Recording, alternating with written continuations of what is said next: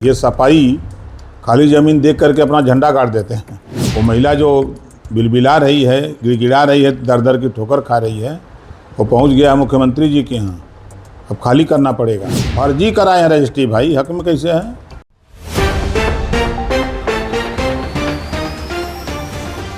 उत्तर प्रदेश की योगी सरकार के कैबिनेट मंत्री और सुहेलदेव भारतीय समाज पार्टी के राष्ट्रीय अध्यक्ष ओम प्रकाश राजभर ने समाजवादी पार्टी पर एक बार फिर तीखा हमला बोला है। आजमगढ़ में चर्चित भूमि कब्जा प्रकरण का जिक्र करते हुए उन्होंने आरोप लगाया कि सपा नेताओं की प्रवृत्ति खाली जमीन पर कब्जा करने की रही है। उन्होंने दावा किया कि योगी सरकार में अवैध कब्जा करने वालों को हर हाल में जमीन छोड़नी पड़ेगी। शनिवार को अतरौलिया स्थित निरीक्षण भवन में आयोजित प्रेस वार्ता में कैबिनेट मंत्री ओम प्रकाश राजभर ने समाजवादी पार्टी पर निशाना साधते हुए कहा कि सपा के लोग खाली जमीन देखते उस पर अपना झंडा गाड़ देते हैं और उसे अपनी संपत्ति बताने लगते हैं। उन्होंने कहा कि प्रदेश की योगी सरकार भू माफियाओं और अवैध कब्जाधारियों के खिलाफ जीरो टॉलरेंस की नीति पर काम कर रही है और किसी भी प्रभावशाली व्यक्ति को कानून के ऊपर नहीं माना जाएगा। ओम प्रकाश राजभर ने आजमगढ़ से जुड़े चर्चित भूमि विवाद का जिक्र करते हुए समाजवादी पार्टी के लालगंज के सांसद दरोगा प्रसाद सरोज पर करीब 50 बीघा जमीन पर अवैध कब्जा करने का आरोप लगाया। उन्होंने कहा कि केवल रजिस्ट्री का दावा कर देने से किसी को जमीन पर कब्जा करने का अधिकार नहीं मिल जाता। उनके अनुसार ये फर्जी रजिस्ट्री का मामला है जिसकी निष्पक्ष जांच कराई जा रही है। कैबिनेट मंत्री ने कहा कि पीड़ित महिला लंबे समय से न्याय के लिए भटक रही थी और अब उसने मुख्यमंत्री योगी आदित्यनाथ से न्याय की गुहार लगाई है। उन्होंने दावा किया कि मुख्यमंत्री कार्यालय ने पूरे मामले का संज्ञान ले लिया है और प्रशासन को निष्पक्ष जांच कर दोषियों के खिलाफ सख्त कार्रवाई के निर्देश दिए गए हैं। उन्होंने कहा कि जो भी अवैध कब्जे में शामिल होगा उसे जमीन खाली करनी ही पड़ेगी। आजमगढ़ का जो मामला आया है, दरोगा प्रसाद सरोज जी सपा के सांसद हैं। 50 बीघा जमीन कब्जे की बात आ रही है और वो दावा कर रहे हैं कि झूठा है, हम रजिस्ट्री करवाए हैं।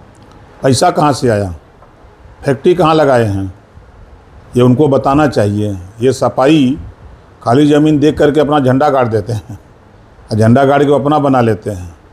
वो महिला जो बिलबिला रही है, गिड़गिड़ा रही है, दर दर की ठोकर खा रही है, वो पहुंच गया मुख्यमंत्री जी के यहाँ।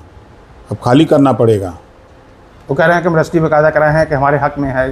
फर्जी कराए हैं रजिस्ट्री, भाई हक में कैसे है।